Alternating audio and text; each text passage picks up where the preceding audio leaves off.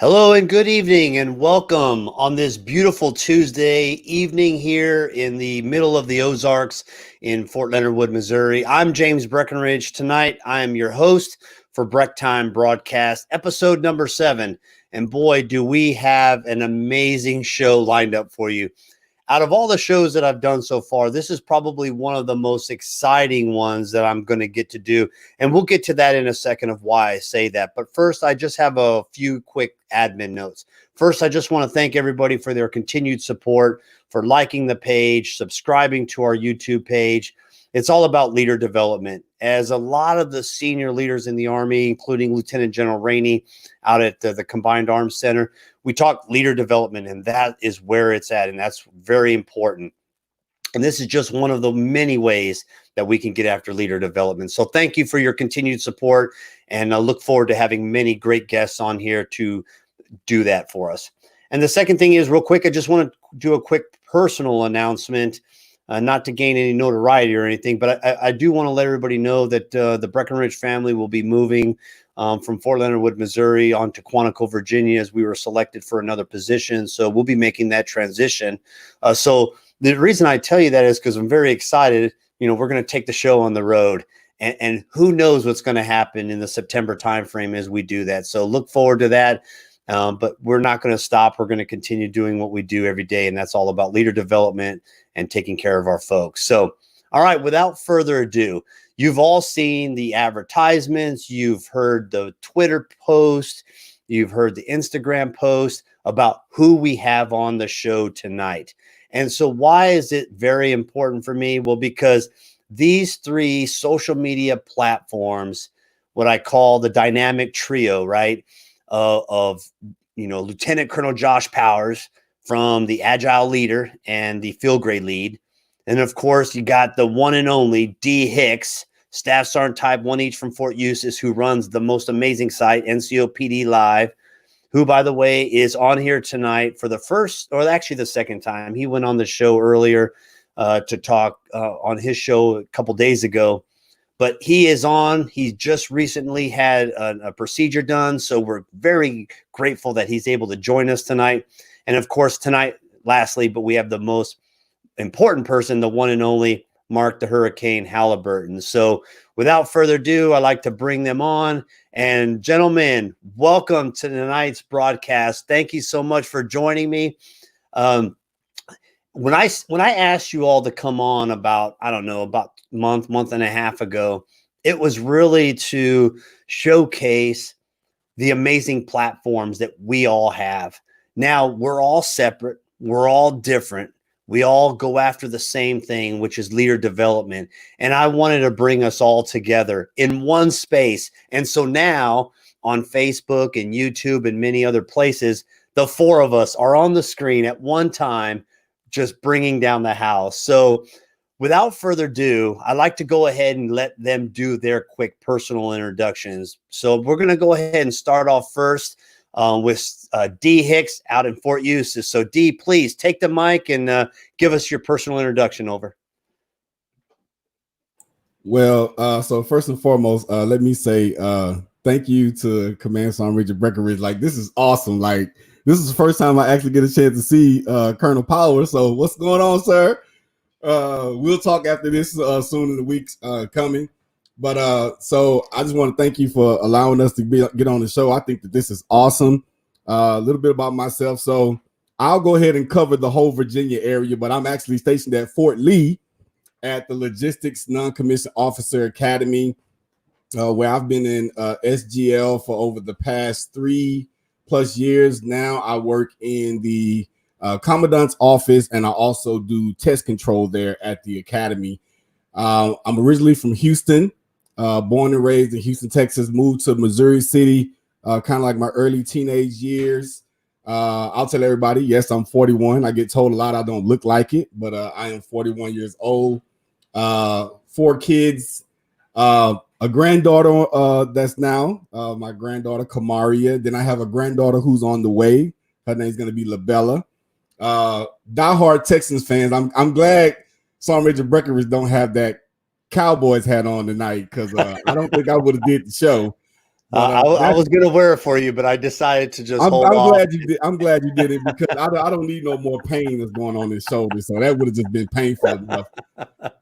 Some of the hobbies I like to do, I like reading. I like to stick to myself.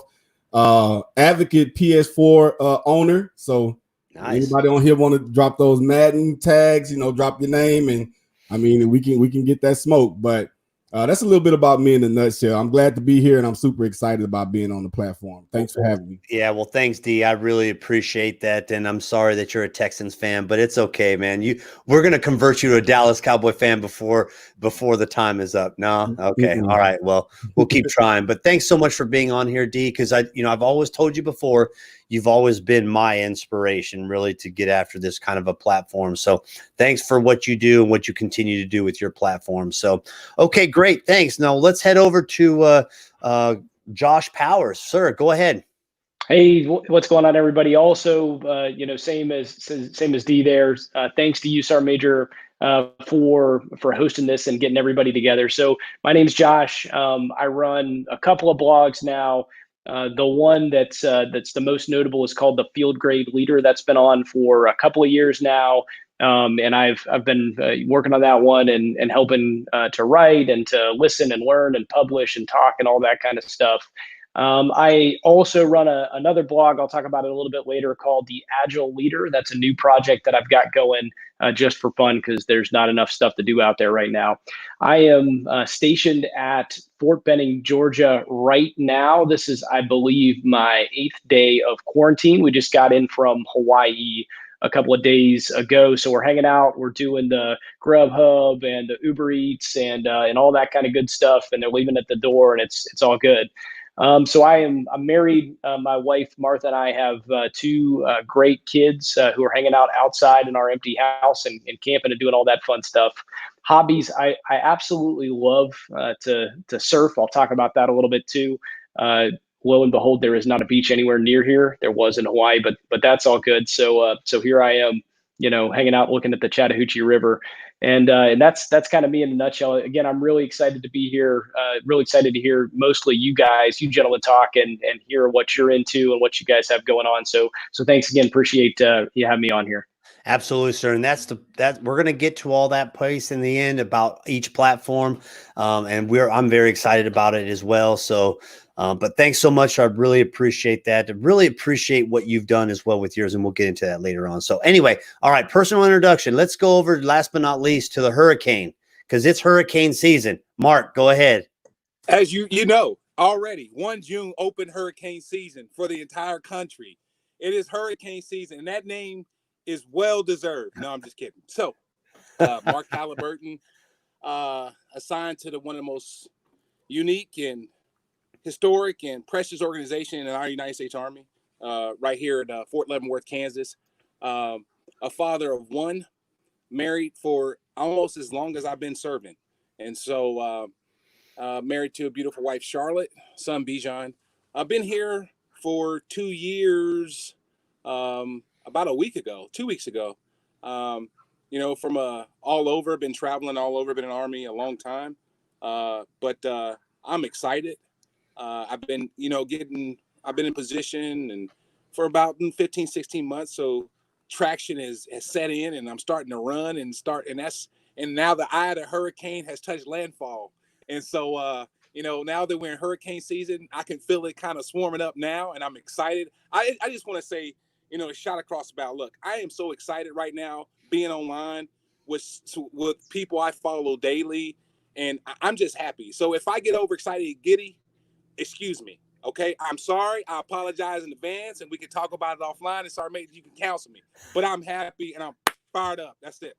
All right. Well, great. That's what we need. We need you fired up. That's what we need. So, okay. Well, great. Thanks, gentlemen. I appreciate for the introductions. And of course, those that know me, I'm James Breckenridge. I hail from El Paso, Texas, and just love being a soldier for, every day. So thanks so much for those great personal introductions. So, all right, let's get in. So I wanted to kind of break this show into two different segments. One, I wanted to get to know each one of you on a personal level. And then at the tail end, we'll talk about your shows and what the platforms mean to you and what it means to thousands of people. So I'm going to start off with D Hicks. I want you to, and I know you hit a little bit of this already, but I want you to tell us about who you are. Who is D Hicks? What are some of your interests? I know you already talked about some of your hobbies and passions and stuff, but really just go a little bit deeper. Tell us, who is D Hicks? Man, so if to keep it open and transparent as possible, I'm a servant. I love to help people. I guess it's called it my upbringing or whatever, or even just some of the things that I've learned since I've been in the military. But I'm one that's always willing to give. And I think that if anybody that knows me that's in my close circle, I'm always giving. So I'm a giving person. Credit to my parents that raised me. Always taught me that, you should always be willing to do something for somebody else. So I'm just one of those people that I look at when I being an NCO and being a leader, that's truly what we are. And I don't want to sound cliche, but I mean, when you really think about it, that's what being an NCO is. You are a servant. You are to serve those who you have the privilege to take care of, to mentor, to lead, to teach, to coach, all of the things that we've been taught as an NCO. So I just hold those values true to my heart, that I'm just a giving person no matter what. If I can do it, I'm going to tell an individual no. I mean, yes. If I can't do it, I'm going to tell them no, but you best believe I'm going to give in some other fashion by pointing them in the right direction or linking them with that person that I know that can do it. So it always leads back to giving. And I'm just one of those individuals. I'm just a giving person.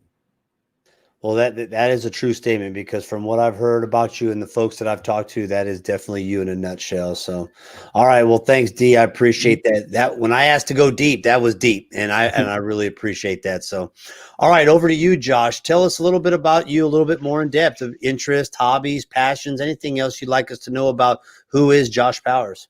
Yeah, so for me, it's I got a number of passions. I'd say that the number one is about leadership, right? And I think we probably all share that trait, and that's something that we're very interested in.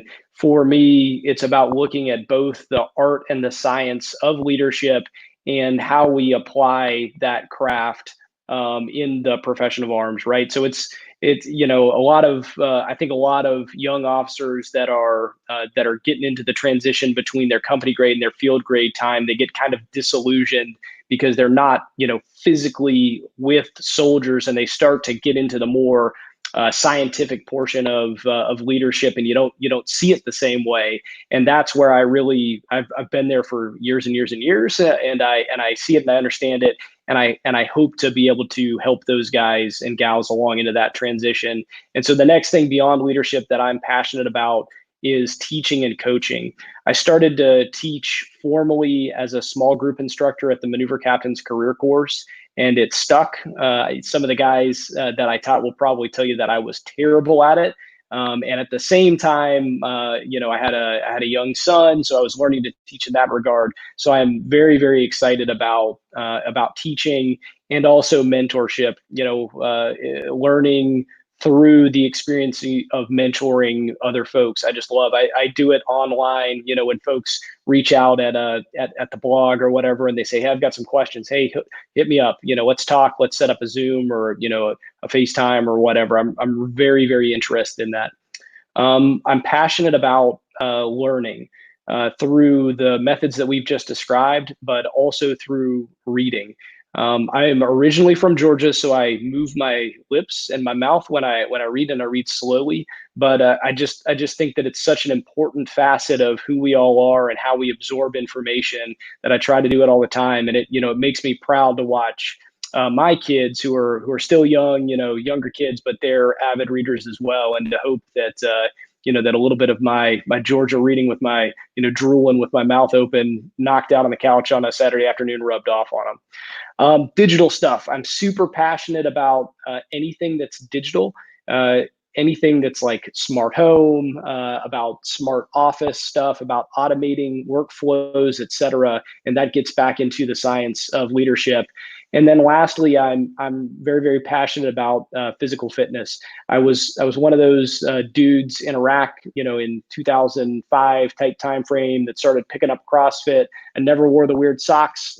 However, got into that with a couple of buddies. If they're on here, Leon Matthias is one of them, good friend of mine, that started to pick up those things over the years and continue on with it. So that's me in a nutshell, and some of the things that I'm super interested in.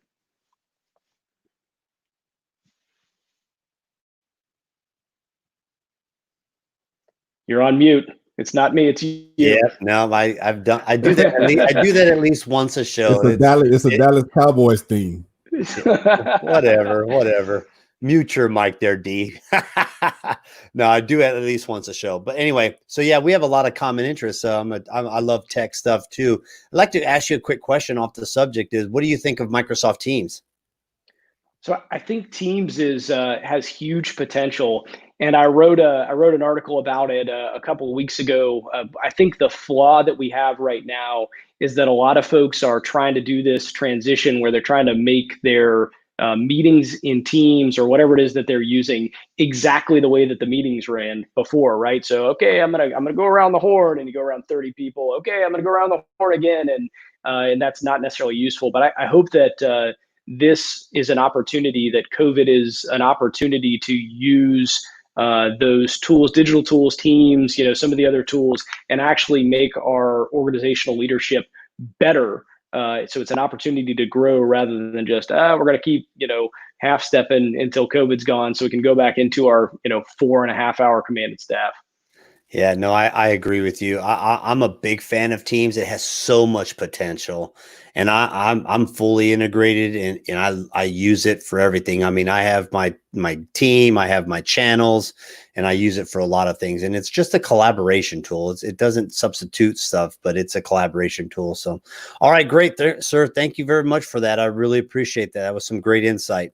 All right, let's go ahead and move on to Sergeant Major Halliburton out there in Fort Leavenworth, Kansas. Go ahead and hit us up with some of your interests and hobbies and passions. I really want to know, as you're soon to be kind of pseudo boss, I would like to know what makes you shake there, Sergeant Major. Well, one, I need to be surrounded by water in order to be effective. That's one.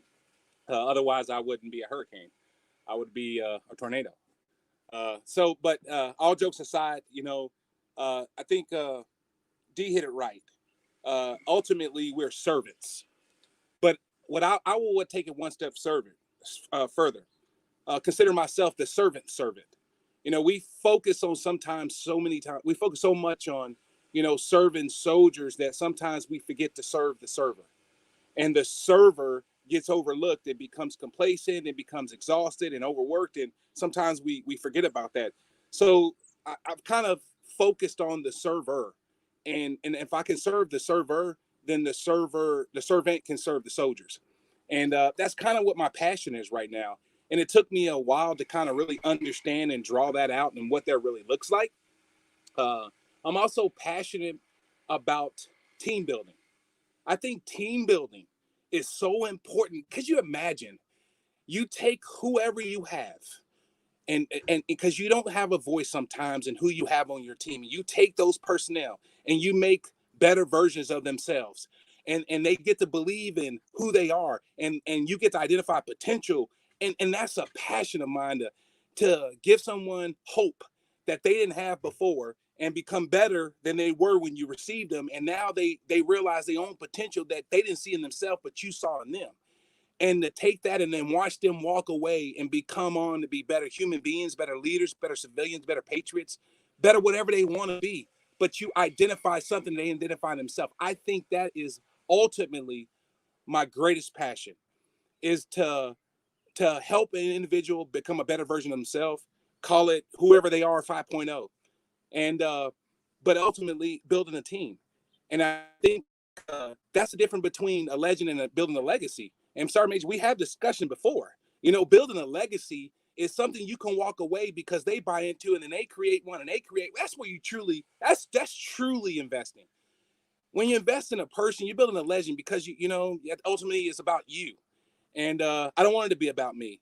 When I take off the uniform and hang it up in a closet, I want the legacy of what my contribution was to everyone who was on the team be bigger than the last name Halliburton. That's ultimately my passion. And more importantly, creating that passion in my subordinates and my peers and my superiors, and that we equally as passionate about that legacy and making our team better. I think right now that is so, I'm almost emotional about it at times because I love it so much. Comparable to rooting for your favorite football team, you know, rooting for whatever. You know, some days you do rituals. Well, I used to put a penny in my right shoe on home Auburn games when Auburn would play. And when we played Georgia, no offense, sir, but when we played Georgia, I put 2 pennies. I put a penny in my left shoe and I put a penny in my right shoe. But I was so ritualistic because I was so passionate about what I believe in. And so that's my passion. That's about me. Over. All right, great. Hey, so real quick before we move on, there's something dangling by your head.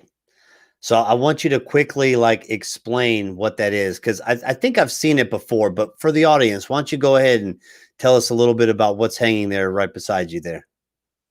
So, you know, as non-commissioned officers, senior enlisted advisor, command sergeant major, we're the keeper of the colors. And what's behind me is our organizational distinctive unit insignia surrounded by the chevrons and arcs, or the rank structure of the non-commissioned officer corps, which supports the organization, which called the 40th Military Police Battalion.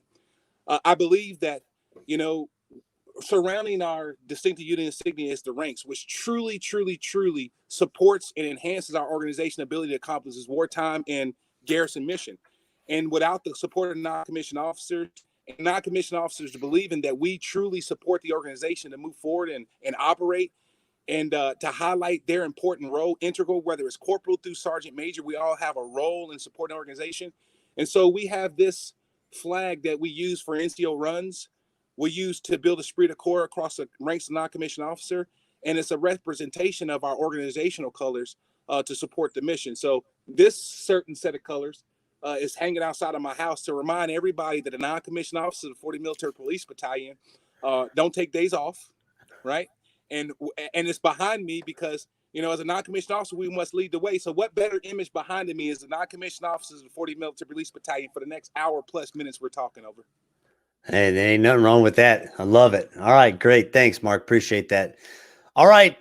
So real quick, I want to transition into something real quick. And this is one of the things that General Funk, the current TRADOC commander, kind of taught me. And so now everywhere I go, anybody I talk to, anybody that I do a video of, whether they're the brand new trainee that's, you know, in training, or anybody that I get a chance to talk to, I always want to ask them 2 questions, because the amount of stories that you get and the amount of things that people tell you is just amazing. So I'm going to ask all of you, and I'm going to go in the order, the same order that I've been. This is in reference to your Army career. I want to know 2 things. Number 1, why did you join the Army? And number 2, what drives you to continue to serve our Army? So D, over to you, man. So quick, short answer. Why I joined the Army? 9/11. I saw what happened. It upset me, and I wanted to go. I was in the reserves, and I decided to go active duty because of what they did to our country. That's not a cliche answer. That is the honest to God, true bottom line up front. It was 9/11 that made me go active duty because of what they did. I'll be honest with everybody. I had a revengeful heart. I wanted payback for what they did to our country, because of we supposed to be the greatest country on earth, and not since the Civil War, we didn't have being attacked on our land. So I took that personally, and I took it to heart. So 9/11 is why I joined and went active duty. What keeps me going, and I'm gonna try to make this brief and clear and concise, is I understand that I have children now and I have grandchildren. So me being in the Army and staying, because anybody know me, it's not about 20 years. It's retirement. If I get there, I get there. But if the Army was to tell me, hey, we thank you for your service today, I could walk away from here knowing that I put my hand to the plow. I left an imprint on the Army.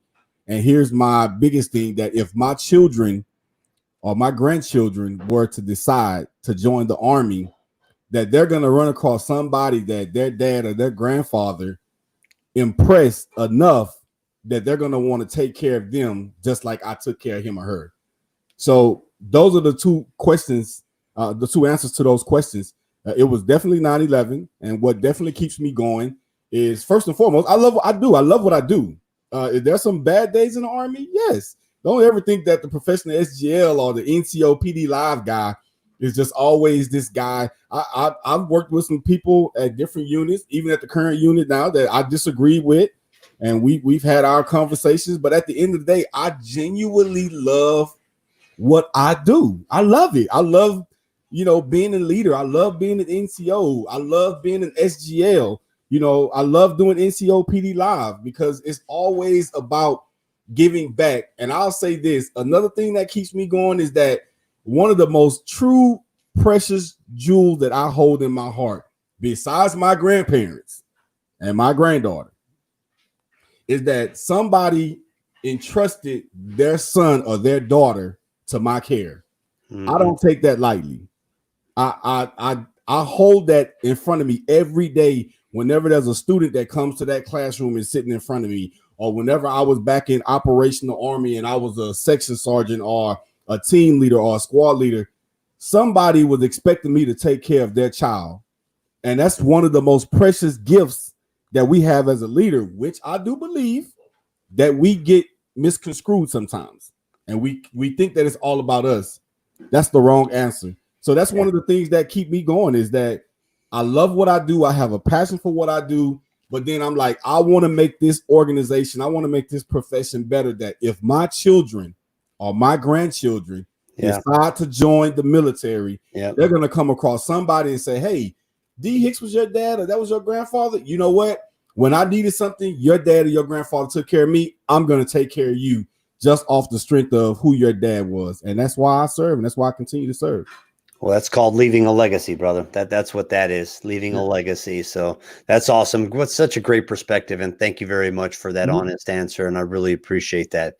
All right, sir, over to you, Josh. If you can please tell us, same thing. Why did you join, and what makes you continue to serve? And oh, by the way, most might not know this on our platforms, but just a few weeks ago, this was Major Josh Powers, and he is now Lieutenant Colonel. So, sir, to the whole world, congratulations on your selection and congratulations on your promotion. I'm sorry to bust you out on live TV. No, I really appreciate that, especially I'm sure there's somebody from HRC watching right now who's going to be like, we got the paperwork wrong. There's an admin clerical error there, but I do appreciate it. So why did I join? For me, it's this, again, on the legacy piece, it's this legacy of service. When I was a kid, we would go up and visit my grandpa up in Ohio. And my grandpa every morning would take my brother and I out when we were little, and he would put the flag up and he would kind of sing, he would sing to the colors and he'd bring the flag up and we would salute. And it was, I think that made a huge impression on me. So my grandpa, Dwight Davis, was a World War II veteran. He was a tail gunner, B-17, flew numerous combat missions over Europe, shot down, POW, and his, sacrifice and service to our nation, along with countless other men and women of that generation, just left a huge impression on me. And as I grew up and I started to understand a little bit more about service and sacrifice, I knew that it was something that I wanted to be a part of. So I ended up at a military school. I ended up at the Virginia Military Institute. And then when I commissioned, it became apparent, that service was real. That as a platoon leader in Iraq, as an S3 air in Iraq, as a rifle company commander in Afghanistan, my leadership meant something. Good, bad, or otherwise. When I did something well, if I helped with my team, if I helped to enable my team to work, then they were able to do really great things. If I made mistakes, if I did not think through a problem set thoroughly, I could see the repercussions and the ramifications in blood and treasure spilled in the sand in those countries, and that was hugely powerful to me. And then as I continued, I talked a little bit during the intro about that transition from that direct leadership approach, but over to the organizational leadership approach. It became very apparent that I could still have an impact on those soldiers that are out on the front lines, making a difference through a staff product that I build, and I worked out at the United States Army Pacific for the past few years. And I knew that even though it was a PowerPoint slide, and even though it was some very high level analysis, that would make a difference if a soldier was out, toeing the line, out in the Indo-PACOM area of responsibility.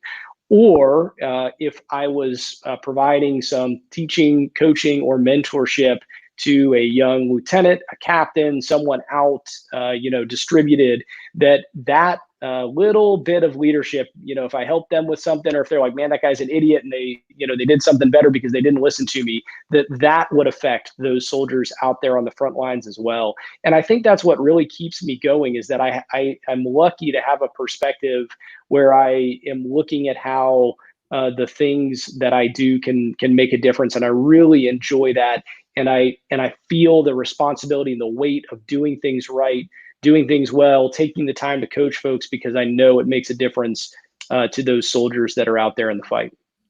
Yeah, absolutely. Yeah, wow.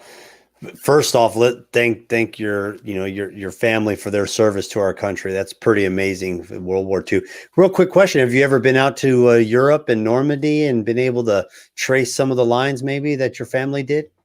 So I haven't done the Normandy side. I spent a little bit of time in Germany a few years back, TDY, and got to see a few of the sites. The coolest thing that I did, unfortunately, my grandpa has passed, but the coolest thing that I was able to do as a rifle company commander, I took a quick bit of time off before we deployed.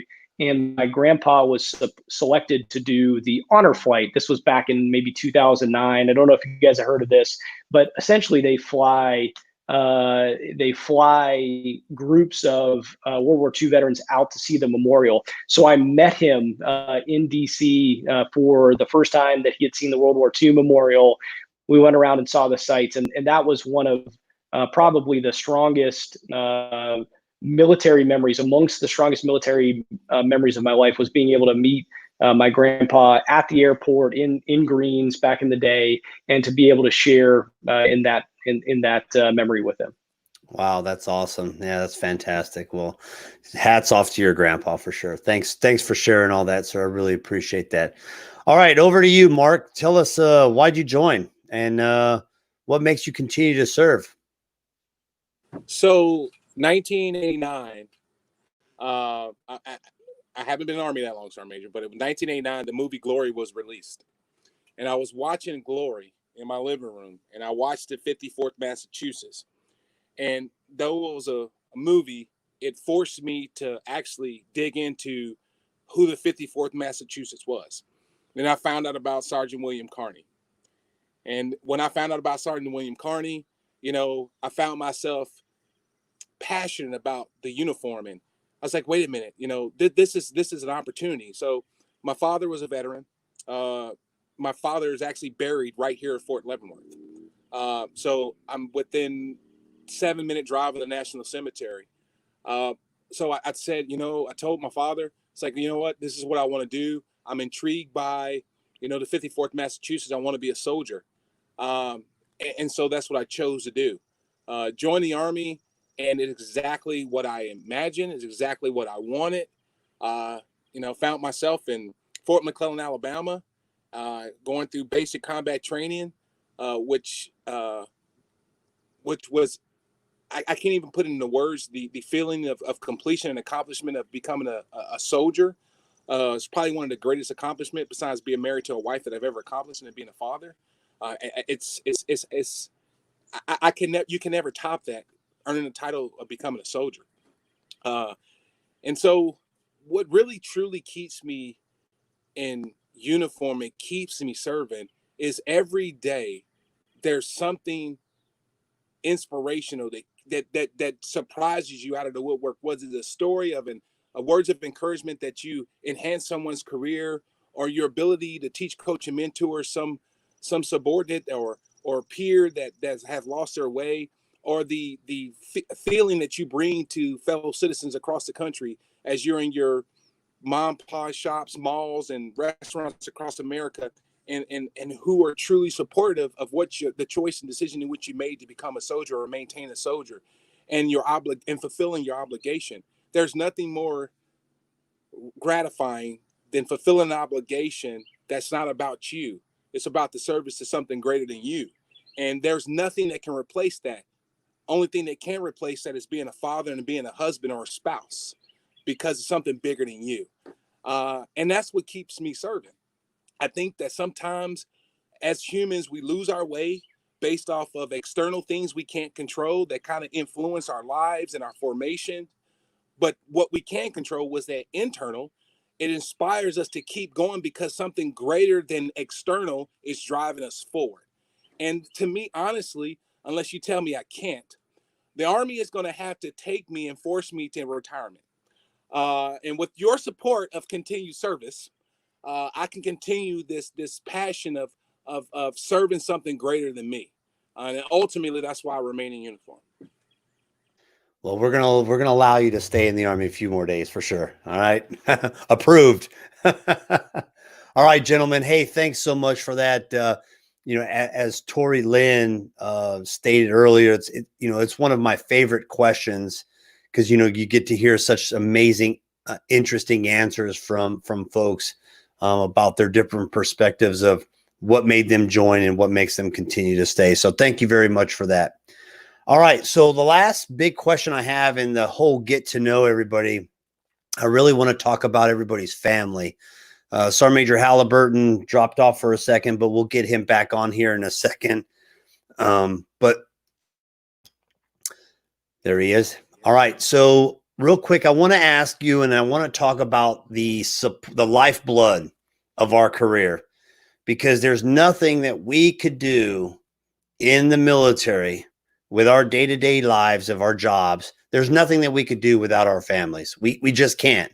So I always want to take an opportunity to allow you to highlight and brag a little bit about your family. If you share with us as much as you want, or a little bit as you want, but some of the things I'm looking for, right? How long you've been married, any cool married stories of how you got married. What are some of your keys to success about being married for so long, or any kind of advice that you have for some of our folks watching, because some of our audience could be brand newly married and they don't know how they're going to make it work in the military life. So we'll go ahead and start with the same order as before. I'm going to allow D. Hicks the opportunity to go ahead and start us off. So please go ahead. So I'm going to give a different perspective, because I believe all three on here are still married. I'm going to tell you what to do, how not to get divorced. First and foremost, my advice would be be ready. Be ready and be honest with yourself. Now, I will say this about my previous spouse. She helped grow me. She helped groom me.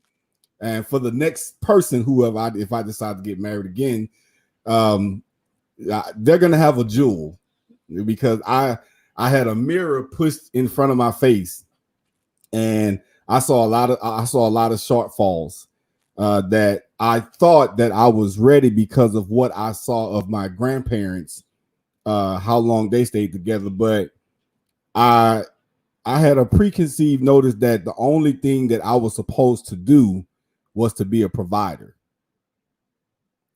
But being affectionate and all of the other things that come with the marriage, I kind of pushed that to the side. I felt like as long as I was paying the bills, you don't never have to come home and the lights are off. You don't have to worry about an eviction note being on the door. The cars are paid. The insurance is paid. The grass is cut.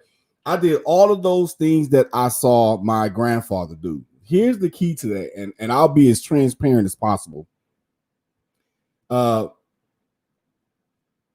After seeing all of that, that's what I thought a man should do. So when I got married, I took those same traits, not understanding that as the days go by, times change, traditions change, social life changes. So my ex-wife yearned for that compassion that I was always this, hey, nope, I'm this, I'm one way. And there was never a transparency with me. So I would tell anybody that if you're gonna travel down that road to be married, then first and foremost, make sure that you're ready. Make sure you crossed every I, dot every T.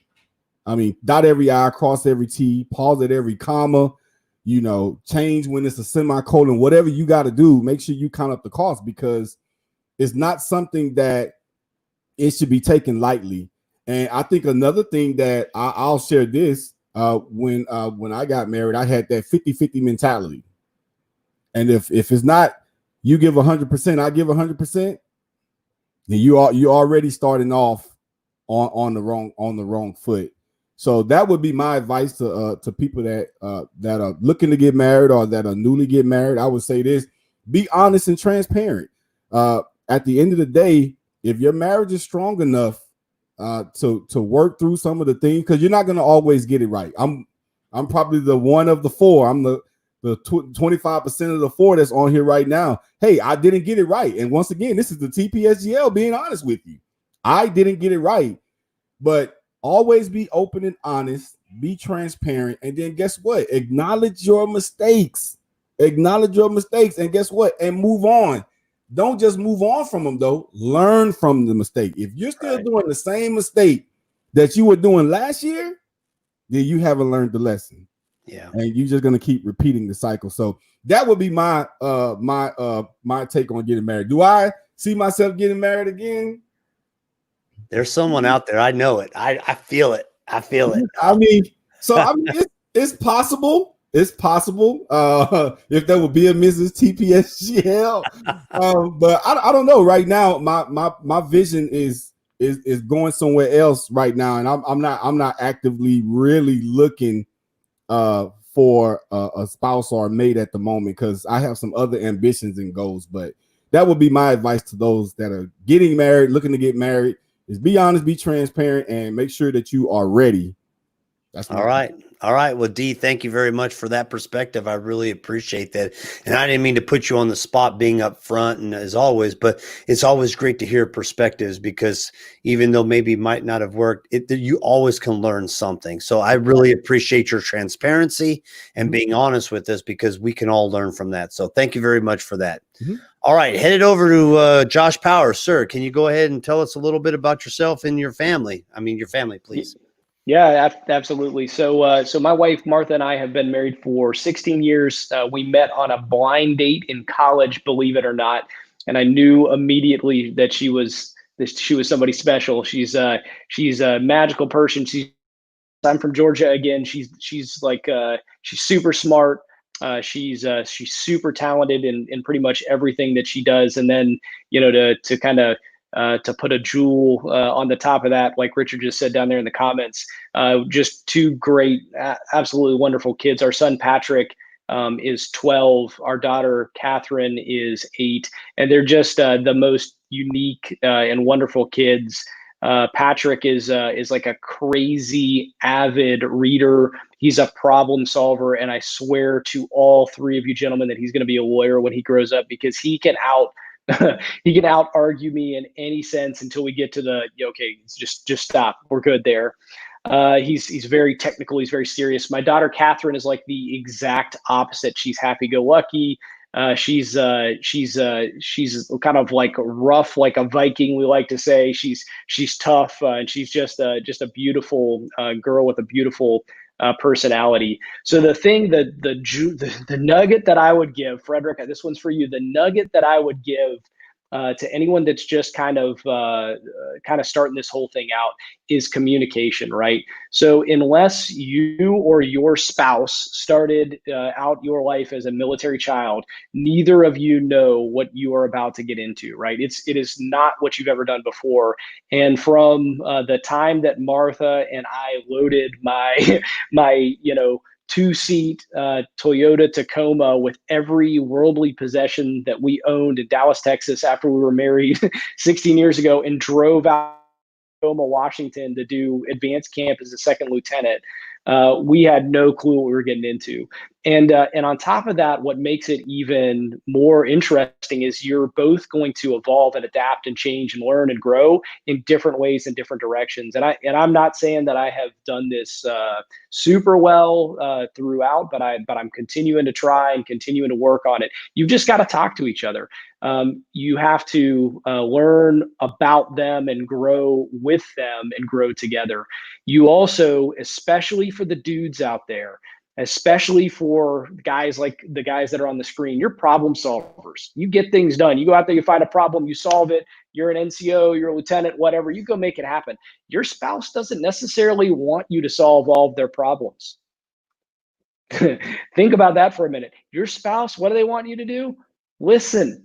They just want you to listen and to hear them speak. So that's my 2 cents for it right there. I screw that up all the time. I'm solving problems. I'm knocking down targets every day, but I try. Yeah. I try all the time. That's true. We're naturally wanting to solve problems. We naturally want to do that. And my wife tells me all that all the time. It's like, stop. I don't need you to solve all the problems. Just listen. So great nuggets. Thank you very much for that. Appreciate communication and listen. All right, great. All right, over to you, Mark. What you got for us? So I met my wife at the Hard Rock Cafe, Heidelberg, Germany. I was 18 years old. I was a private. I had lint in my pocket. And I met my wife. My buddy was funding my date. And so, because I didn't have any money. And I seen her, and I'm telling you, when I say I was broke, I was beyond broke. But I knew this was a person I wanted to be with the rest of my life. As soon as I seen her, of course we got married, and and it was awesome for the first 3 years of leaving Germany, going to be a drill sergeant within the first 3 years of marriage, and then the life of the trail hits you, bam. The honeymoon period's over. The stress level was high. Wonder what our next assignment was going to be. Additional responsibilities now because I'm a senior NCO, and everything now becomes from it's stress. And what I had to come to realize is we can't operationalize our marriages, and we can't use the military decision-making process to kind of develop COAs with marriages, right? We can't pick a COA to determine which course of action is better to solve a problem when it deals with your spouse. And they have a vote. And sometimes their vote is more important than yours. And ultimately, they are part of the equation when you have to make a decision as a family. And I had to learn that the hard way. And when I evolved my spouse, my wife, into the equation, I truly found the value, no pun intended, into our relationship, because ultimately I understood where she and I together, what was the sum. Of course, then we changed math problems, and now we're adding a son on top of our equation that we are. My wife and I, of course, that changes the math problem all in itself. But I think that, for advice out there for the service members, those service member spouses who's not in the Army, they're not in the Army. And there's nothing you can do unless they join to make them in the Army. But they get a vote. I think sometimes when we hold so much information and not sit down with your spouse and try to explain to them, so they can grow with you, you kind of lose the connectivity piece and where you are in your career, and your spouse doesn't necessarily understand where you are. And when you come home and translate what you're currently going through and do not provide the predictability that your spouse and your children, so most importantly, they need it, it becomes problematic. And I had to learn that the hard way. And, fortunately, I have a calculator and I was able to solve the problem and get to the square root, which was communication. Ultimately, like Lieutenant Colonel Power said, communication is ultimately the equalizer. It's absolutely important. Right now, we've been together for 20 years, and we have a son who's 7, and my son is a special character. I've never met someone. When God gave me a spitting image of me, he gave me my son, because you're talking about a twin. I have a twin-year-old, 7-year-old. We are twins. And when I say if I'm a hurricane, he's a typhoon. I mean, we're exactly the same. Identity, personality, characteristics, thought process, our affection towards other people, the words in which we use, ability to manipulate my wife and his mother, we're identical.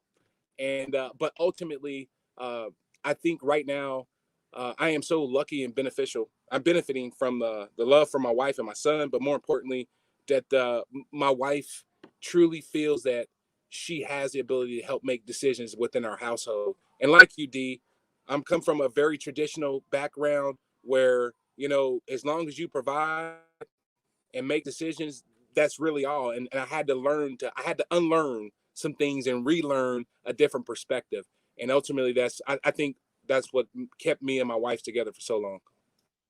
Wow, that's awesome. Well, thank you very much for that. And two things I want to kind of hit on, because first off, your story of being a broke private. So I think all of us can attest that when we start off, my wife will always tell the story that when we met, she would call me the broke ass E5. That's what she told me. She's like, "You're a broke ass E5, man. You're an E5. You got no money."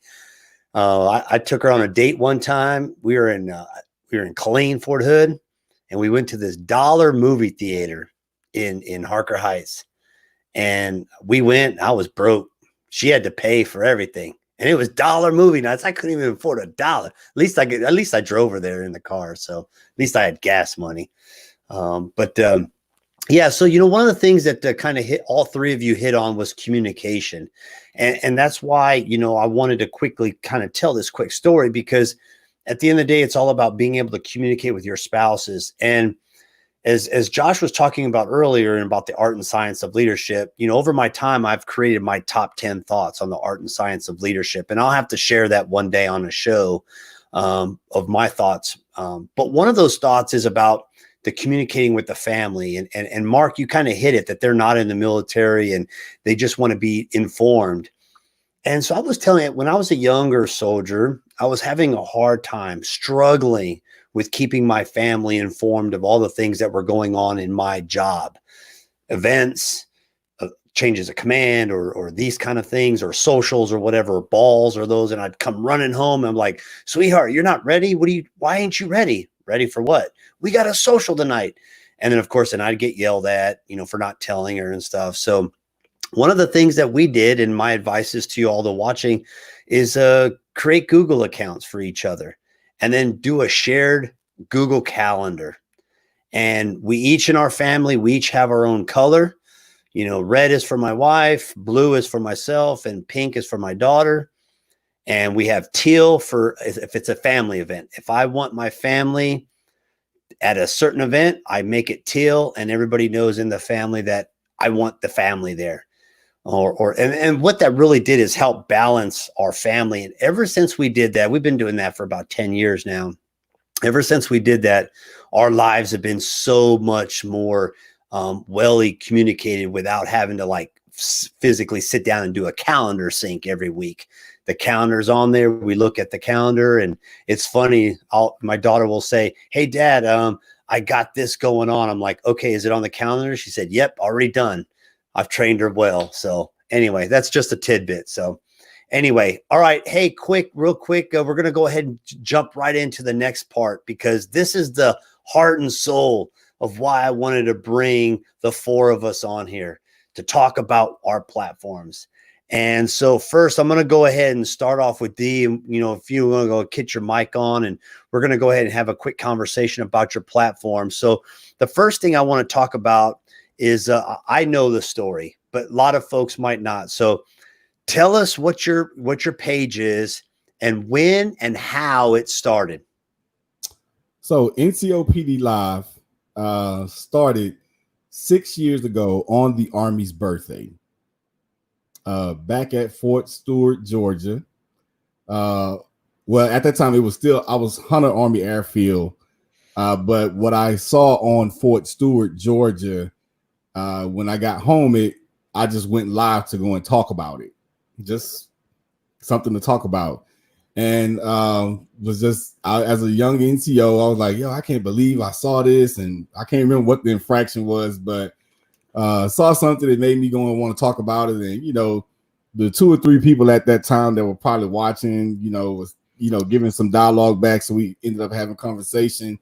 And then somebody inboxed me, one of my battle buddies, like, hey man, I think you might have stumbled onto something. Like, you should do this all the time. I'm like, man, I don't have time for this. I'm traveling back and forth from Hunter to here. I'm a young detachment sergeant. I ain't got time to do this. Like, there's no way.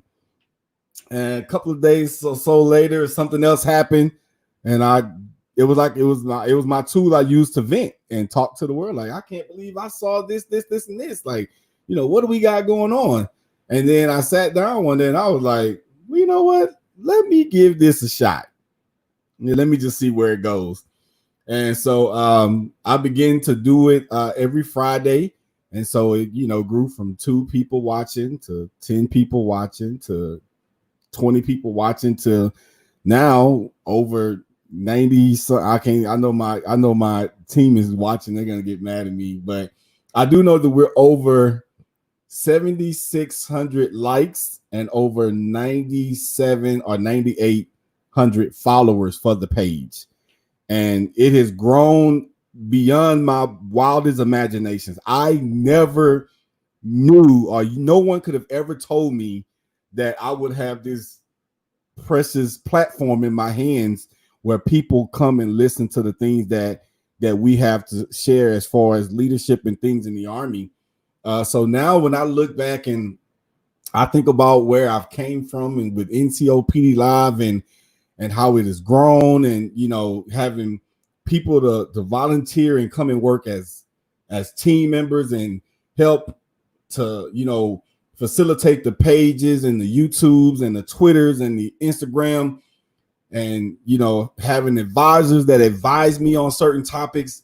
It's propelling me to something that's great. And I don't want to talk about it here, but I will just tell you this. Don't be surprised if you see POTUS in front of my name, because and I know a couple of you know the vision, but I'm going somewhere with this. Like, there's a method to the madness. And as sure as I'm sitting here in front of you, just wait and see. But I've built NCOPD Live, and the purpose of NCOPD Live is to be a voice. To be a voice so individuals can come and get that mentorship and that well, not really that mentorship, because that's an interpersonal, but to get that teaching and that coaching to help us be better leaders than what we were yesterday, and to understand, hey, we're not going to always get it right. You may not be doing NCOPD Live in Hawaii or Fort Benning, Georgia, or over at Fort Leonard Wood, but guess what? Every Wednesday at 1900 Eastern Standard Time, I say we are the Power or the Sopranos or whatever it is that you're watching. We are that primetime show on Wednesday. That there's always an opportunity for you to come and get some type of professional development and enhance yourself to become a better leader. And that's how NCOPD Live got started 6 years ago, Army's birthday. That's awesome. Fantastic. And I know that you're an inspiration for a lot of us. So thank you very much for that. So, hey, quick question. Who is your most memorable guest that you ever had on the show? So I have 2.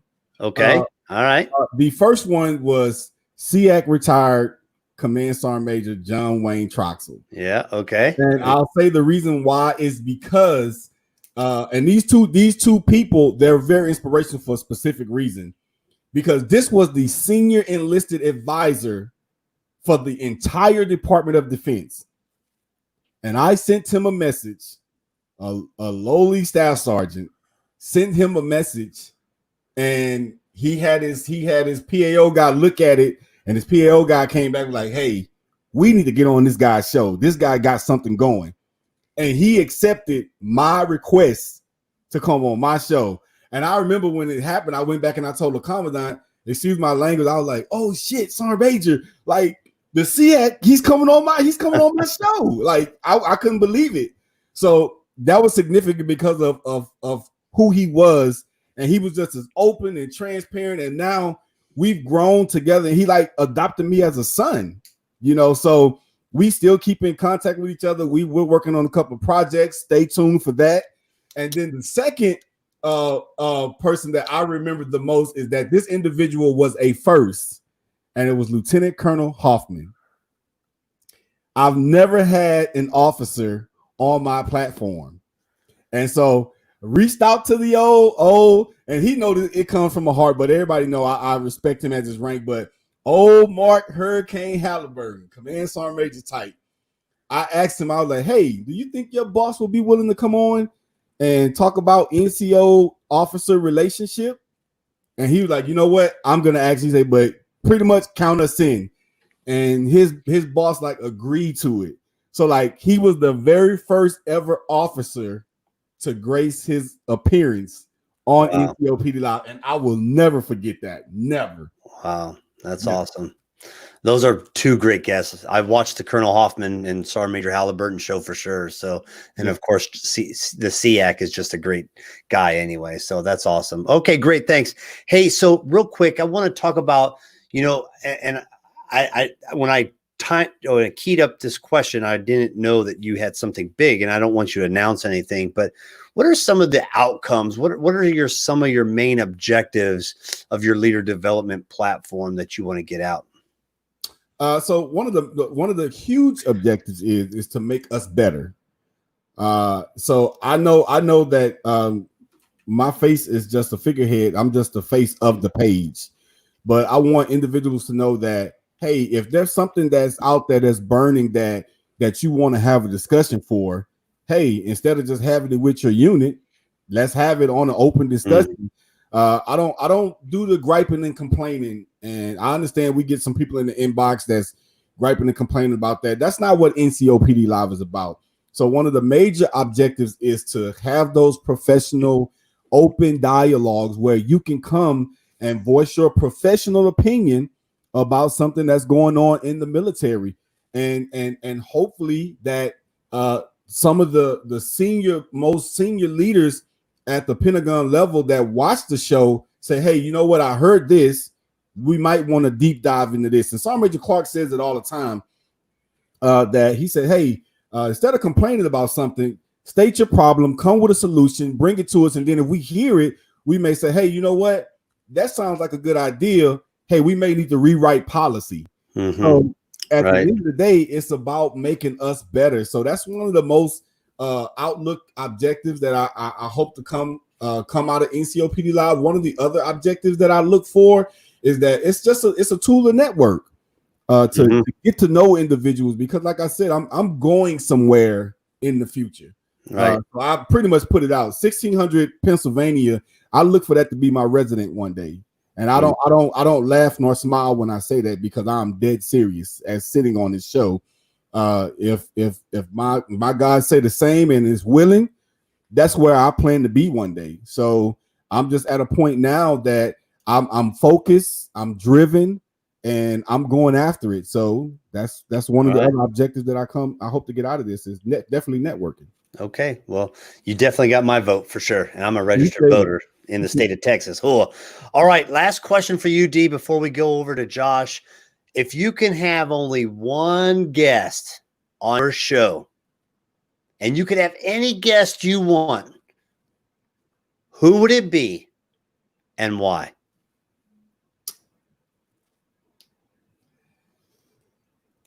Man, to try not to get emotional, it would be my grandfather.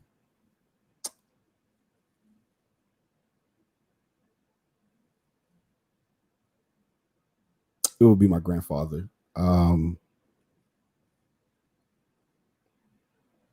Everything I am today is because of him.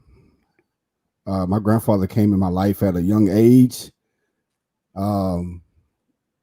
I have so much to be thankful for, but it's something about what I saw in him as being a man and how he always taught us about what it takes to be a man.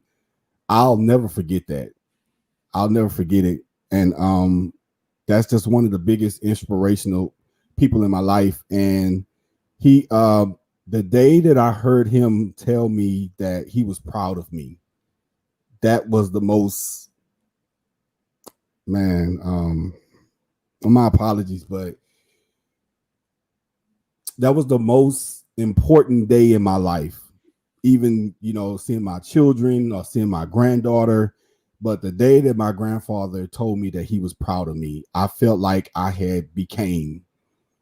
And I could never go around the family and the men. We were always together at the dinner table, or when we got done with the dinner table on Sunday, we would go in the garage and we would sit down and they would be talking. And I could never look them in the eye, because I felt like I was lesser than I wasn't on that level. But the day that he told me that, man, I was blown away. So if I could interview anybody and one guest, it would be my grandfather. And that's my answer to that question. Great question. Wow. Well, thanks, D. I appreciate that. That was very good. And thank you for opening up as you have all night. So really appreciate that. Sounds like your grandfather was a great man and gave you a lot of great tools to be successful in life, and look where you're at today. And I think he's probably looking down and saying, "Yep, I was right when I said it."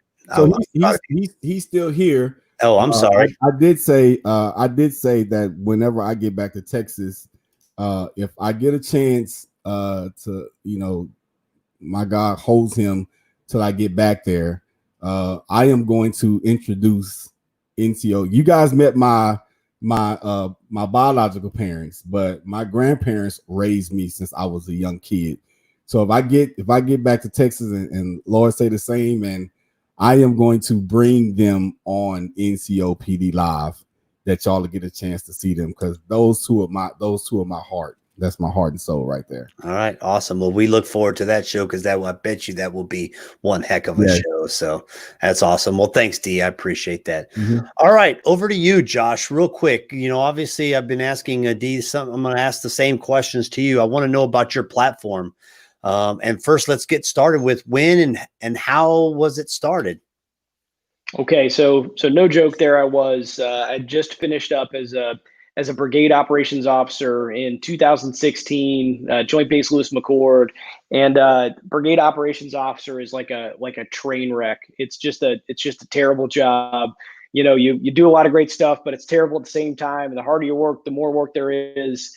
And a good friend of mine gave me this quote. He stole it from somewhere else, but I'm going to use it. He said, "Being a brigade S3 is like riding a bike, except the bike's on fire, you're on fire, everything's on fire, and you're in hell." So that's the equivalent that he gave to me. So I finished this up, and I'm like, man, I was really terrible at that job. And I know that a bunch of people could probably learn from my mistakes. So I was transitioning from Fort Lewis to Fort Leavenworth. I went as a field select to Sam's, and I was like, I got to share some of this stuff. And I was kind of decompressing on these lessons.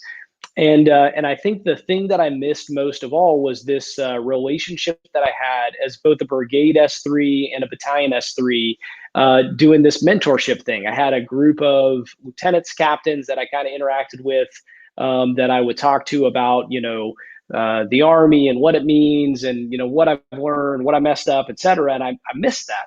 So I wrote an article, and I just sent it out into the world in May of that year. And then I wrote another article and I sent it out into the world, and lo and behold, the second one, a couple of days later, somebody in class and Sam's was like, "Hey man, like, did you write this?" And I looked, and sure enough, I had this stupid little Medium page, and the Doctrine Man, Steve Leonard, and if Steve is out there, huge shout out for helping me and probably every one of us to help get this social media thing going. But he had shared it, and it kind of picked up like wildfire. So from there, it started out writing, but just shortly afterwards, I had another great influence in there, and that was Drew Stedman, who founded the Military Leader. So Drew Stedman showed up for the pre-command course at Fort Leavenworth, and we hooked up. And he's like, "Hey man, he helped me get the website set up. He helped me work on some social media pieces." And I was like, you know what I've always been interested in is this live thing. It's such a cool idea, but what do you do? It's ominous, it's frightening, all that. And he's like, well, let's just do it. And so we did a live session like the next day with a group of CGSC students, me and Drew, and just kind of talking leadership. And then I did a couple more of those, and that's kind of how it got started with the platform. But as it evolved over time, at first it was just me writing. I would share leadership articles, and same as D, right? Same, a couple people here and there, whatever. But it started to gain steam, and people started to come to me, and they're like, "Hey, can I write something for you?" And I was like, "Wow, this is pretty neat." And what I envisioned the Field Grade Leader being was kind of a community outreach between people who had experienced things and people who hadn't, and information sharing in between. So I'm like, this is perfect. So people start writing for the page, starts to gain a little bit more momentum, and then it started to get a little bit overwhelming.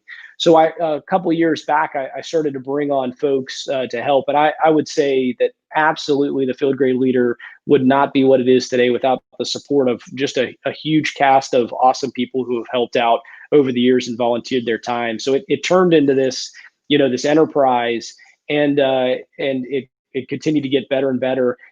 We started to do book reviews, and we've got competitions, writing competitions, and just all kinds of neat stuff going. And then as COVID took over, and came to the forefront here in February or so, I was Sergeant Major Breckenridge was there. I was like, man, we got to do something. We're all locked in our houses.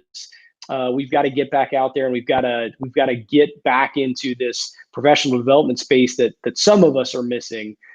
So we started back into a weekly LPD session for pretty much the whole spring. We're on a pause right now. That was just absolutely amazing. Got some absolutely just impactful leaders that came on and talked live and talked real problems and experiences, and just a great feedback on that one.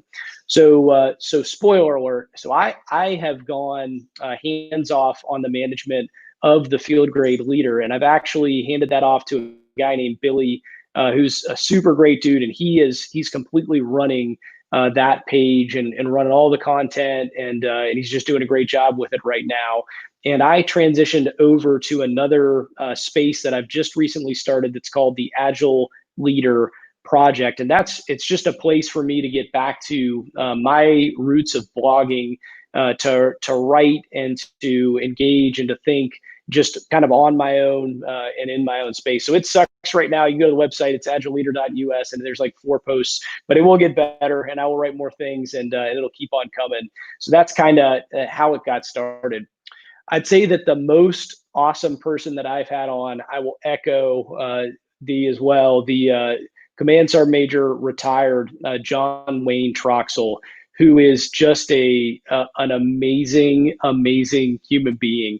The energy that I could feel, through the live cast, through the screen, just reminded me, and I think reminded everyone, of what it means to serve and what it means to have a passion for leadership. And I've known John Wayne Troxel for a hot minute, but he is one of the most impactful and powerful leaders that I've ever met. And I'm just excited to get to talk to him at any point in time. And then the person, and this is a realistic one for me. The person that I would have on the show that I have not had yet, once we get back up and cranking and doing some more distributed LPDs, is General Retired Bob Brown. So I actually worked with General Brown at Fort Lewis when John Wayne Troxell was the Sergeant Major there in 2000, whatever it was, doesn't matter. And he is, having worked for him a couple of times, is probably the epitome of what it means to be a coach and a leader. And I had some very direct leadership and mentorship from him over the years. And I just think that, as many times as humanly possible, we have to continue to get him in front of people to talk about what that means and how you do it, because he is a national treasure. James, what else you got for me, man? That's it. I don't do much. I just hang out. Man, sir, you like nailed all the questions. Like you were like, bam, bam, bam, bam, knocked them all out. So you're a go at this station. You're good to go. Thank you so much for that, sir. I appreciate that. It was very interesting to hear who your most memorable guest would be. And then, of course, all the stuff about your page. So very interesting, and look forward to it. And I do remember those leadership seminars. That's how we first met, that I would log on at the onset of this whole COVID thing. And I would chime in and just make my comments. And you were probably like, who in the hell is this James Breckenridge guy? And then that's kind of how we connected and brought all that together. So awesome. Well, thanks for that, sir. I really appreciate that. All right, Mark, over to you. So let's go ahead and get started. So freestyle every day for everyone. That's your page. I know you have a whole team helping you out as well, but it recently started, so I'm going to just kind of cut to that. But what inspired you to start it and kind of get that thing rolling there, Mark? Well, it goes back to actually the academy. When I was in the academy, as you know, in the auditorium, we would get some of the most well-spoken, diverse, strategic leaders across the Department of Defense to come there to the future sergeants major of our Army and deliver words of encouragement and insight and mentorship. And I'm sitting here with every strategic leader known to man in our service briefing us on everything.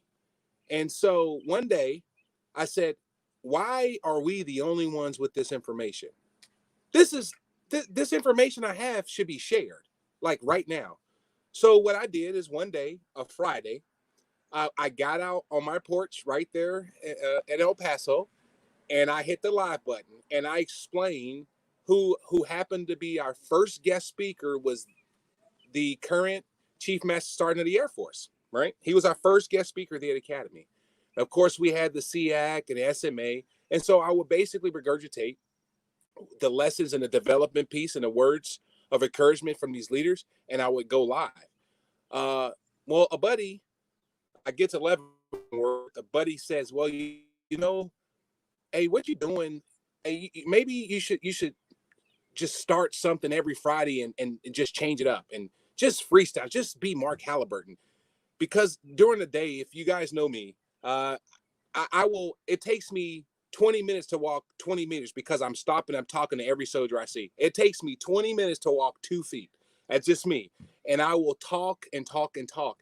And so a Sergeant First Class Spear, I'm going to name drop him. He said, Sergeant Major, I think you should start a page. And so what I did is I just hit live button when I got to Leavenworth and start talking about, things that I thought about at the moment. Nothing scripted. I refuse to be scripted. I think I like speaking from the heart and speaking to what I feel and not preparing something that I truly believe in. Because to me, if I have to prepare something I must not believe in the first place, I don't live it. It's scripted. I don't like being scripted. So one day I went live. It was the 20th of March. And then I got a phone call, 2200, and a person who watched it, hey, Sergeant Major, I just watched your video. Sergeant Major, I think you should start a page. And I mean, like not a Mark Halliburton page, like a page. I was like, well, what's a page? Like, well, Sergeant Major, I don't want to insult your intelligence, but you can actually create like a group or a page or whatever that you can kind of like hide behind and kind of, I was like, okay. And it's like, well, Sergeant Hicks does one. I was like, have you seen? I was like, well, I've been on Sergeant Hicks' page before. I was like, you know what? Okay, I'll think about it. Well, I woke up. Well, I didn't go to sleep. That same night, I created it. And so I said, well, what name do I come up with? I don't know what name we'll come up with. And then it hit me. So, I was aware of Colonel Powers' page, Feel Great Leader. I was aware of Sergeant Hicks's page, NCOPD Live. And I was like, well, just like the academy, information shouldn't be held at a cohort. It should be for everybody. Information is valuable to the end user, to the senior. Everyone needs information. So what I said to myself is like we're going to say this is for everybody. So I knew the group was going to be called Everybody Somehow, but I didn't know what the word was. Like, well, I'm an unscripted person. Well, we just say freestyle. Well, I had to come up with the concept. And the concept was post videos, quotes, or things that's grounded in positivity. And basically, for a private E1 to a O10 can come on there and speak. And so next thing you know, the 21st of March, people start to follow the page and start posting videos. And I was like, whoa, this is fast. March 22nd, there were 1,500 members in 2 days. I'm like, whoa, time out. This is kind of, I didn't think that it was grow this fast because the concept. And of course, SecDef memo was published March 13th. So our quarantine or our COVID, our life in COVID kind of happened and kind of really helped perpetuate the growth. But then, of course, very phenomenal leaders such as Master Sergeant Green, Command Sergeant Major retired Garrett Griffin, Sergeant First Class Jackson, First Sergeant McKay, First Sergeant Jinks, and Command Sergeant Major Estrada. They sparingly came out and kind of helped collaborate and grow the group. Well, ultimately, we're just short of 7,000 members in 4 months. And it's basically based upon, there's nothing, of course, we're all service member, 90% of us, but, it's about positivity. I think that ultimately I want to place a safe haven where soldiers, service members of all walks of life, whether veteran, retired, or civilian, someone who support our country and have put service before themselves, can have a place to come on and express themselves and gain mentorship and coaching and teaching through uses of examples from experience or knowledge or different sets of circumstances. Right. I think that is ultimately the benefit. Okay. My most famous person. Yep, the most memorable person on your show. Most memorable person. Well, it's a three-way tie. Okay. Two-way tie. All right. Let's hear it. Tie between SMA Tilley and Chief Master Sergeant of the Air Force, Kayletho Wright. I think Sergeant Major of the Army retired Tilley had me ready to sharpen a bayonet, load a rifle, and find the nearest armored vehicle to go to combat. My blood pressure, I think I ran 6 miles after that podcast because I was so amped up. I think if I can have anybody that can come on the show, unfortunately, it will never happen. But if I had the chance and I had the power, I would have Sergeant William Carney, the first African-American Medal of Honor recipient. I think the interview would be out-of-body experience. It would be extra emotional. And to hear why he refused to allow the colors to touch the ground as a former slave wearing the Union uniform. That would be a mind-blowing interview.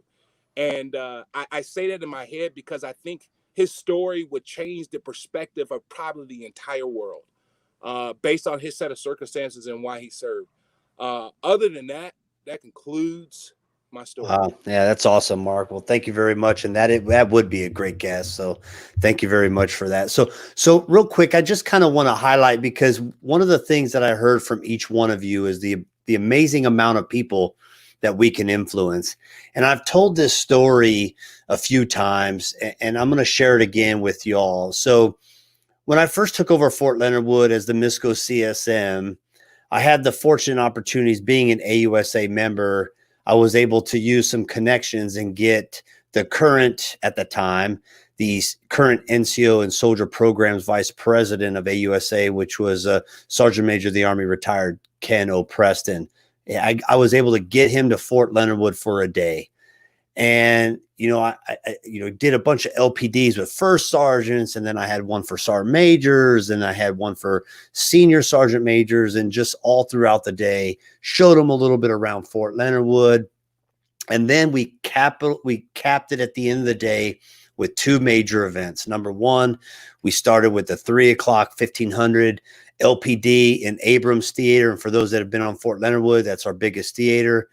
Probably holds about 700 folks, maybe 600, but it's huge.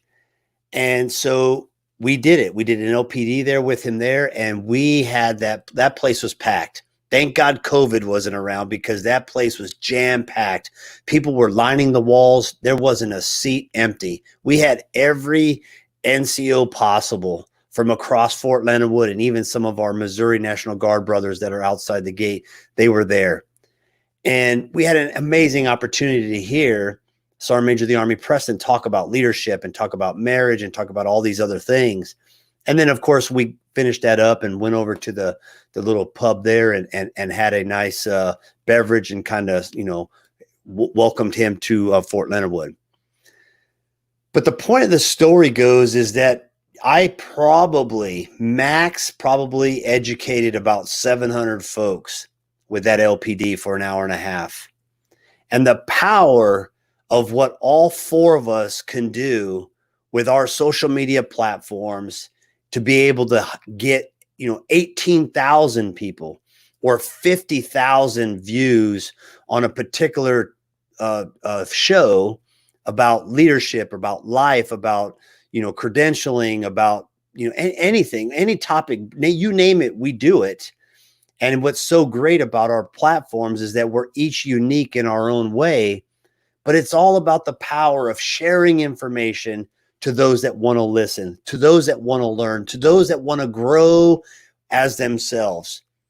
This is not the way to leadership. It is a way to help develop and empower and build on your leadership skills, whether it's the feel great leader or the agile leader, or freestyle every day with, great guests like SMA Tilly, because he was a hoot, that's for sure. There was no doubt about it. He was a hoot. But then really to D Hicks, to all of your guests that you continue to just bring on, what we do is we inspire those to help them inspire to do what they want to do. And I think that's what we do, and we do it very well. So we're at an hour and 26 minutes. And I always say this, I can't believe time flies so much when we're having fun, because this has literally been one of my highlights of my show that I've been able to have, because all three of you are near and dear to me, because you inspire me every day to continue to use my platform to try to help educate. So I'm so glad we were able to finally do this, even though D Hicks had surgery, but he's recovering. Josh is in quarantine in Fort, back at home in his beautiful new home. And of course, Halliburton has got the beautiful Justice flag in the background. And of course, I'm James Breckenridge here with Breck Time Broadcast. So without further ado, I want to go ahead and go through real quick and do some closing comments, and then we'll go ahead and get out of here so everybody can get back to their families. So D, I'm going to go ahead and turn the mic over to you first, and I'll let you do your closing comments. I thanks once again to you, Sergeant Major, for hosting this event. I look forward to you being on the show here in a couple of weeks. I got to reach out to you and talk to you about the things that we're trying to do with that one platform that we talked about. Got a chance to finally see Lieutenant Colonel Powers. I'm super excited.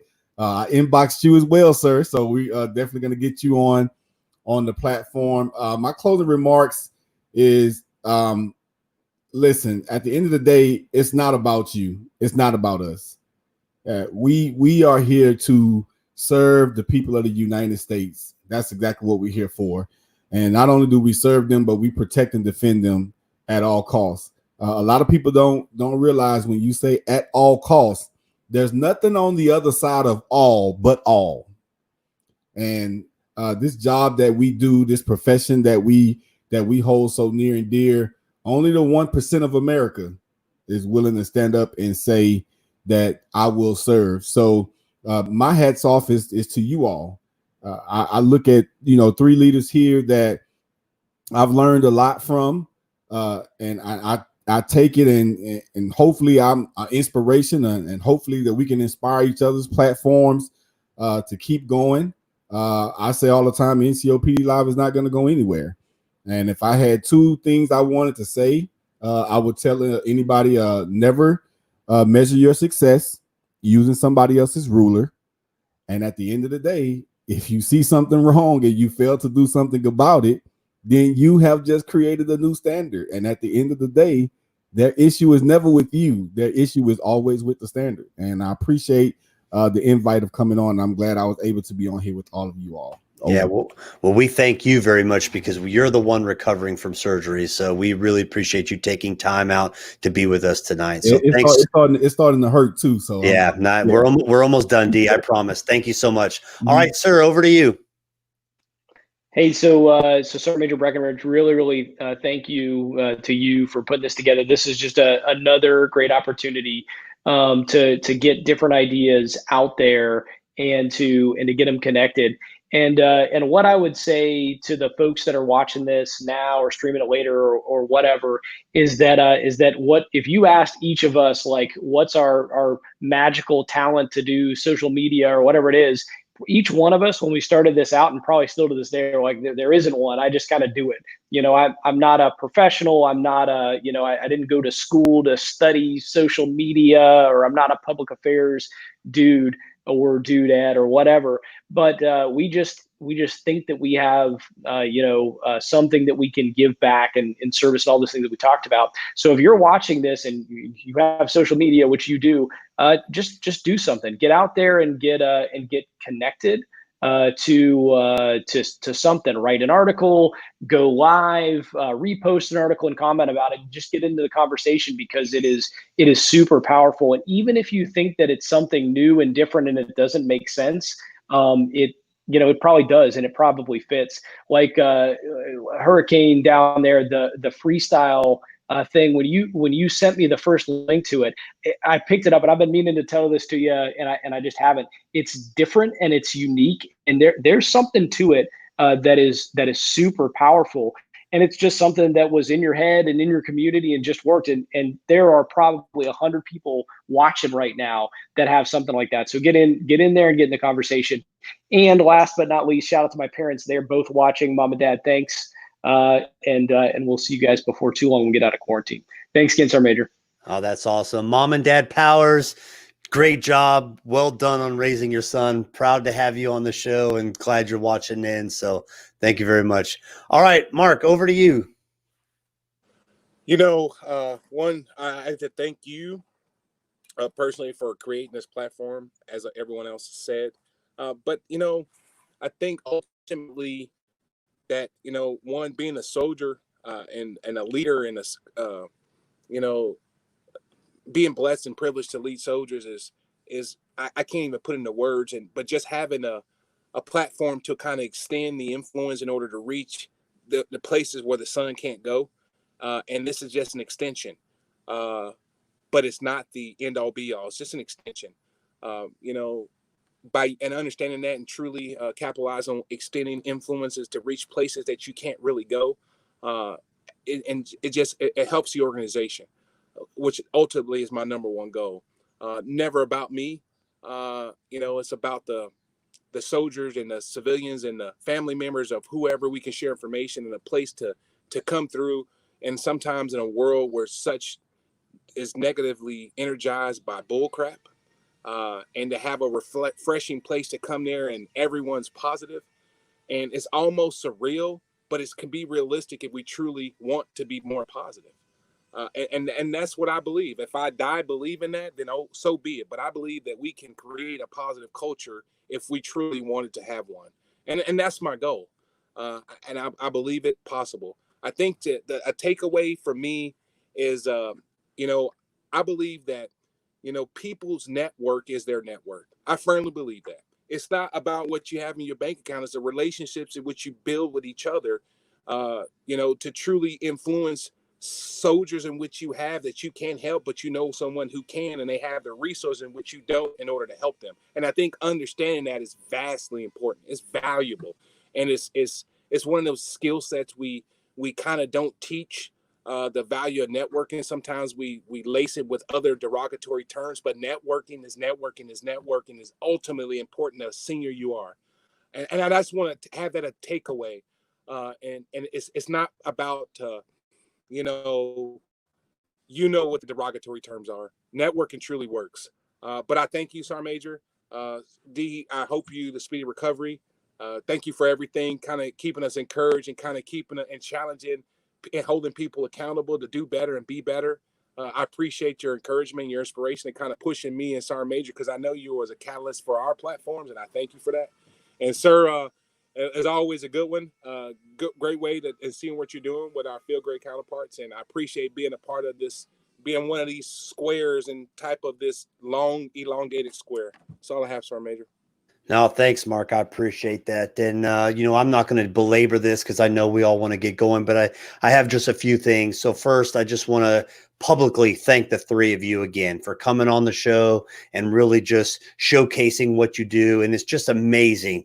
The passion, the drive, the compassion that you have all for what you do, and willing just to share information and just help teach, coach our folks. So thank you so much for that and all that you do in service of our country. So to all those watching, just remember, reach out to someone that you haven't spoken to in a while. Go through your contacts folder on your phone and find that friend, the high school buddy, the person you served with 20 years ago that you haven't talked to, and send them a text message. Give them a call. Do Facebook time live and all those things that you can do. There's so many apps out there. Talk to someone you haven't talked to in a while, because you know what? They probably could use it. Number two, I just want to quickly say that I'm in the process of trademarking this. So anybody that wants to steal it will be held liable by law. No, I'm just joking.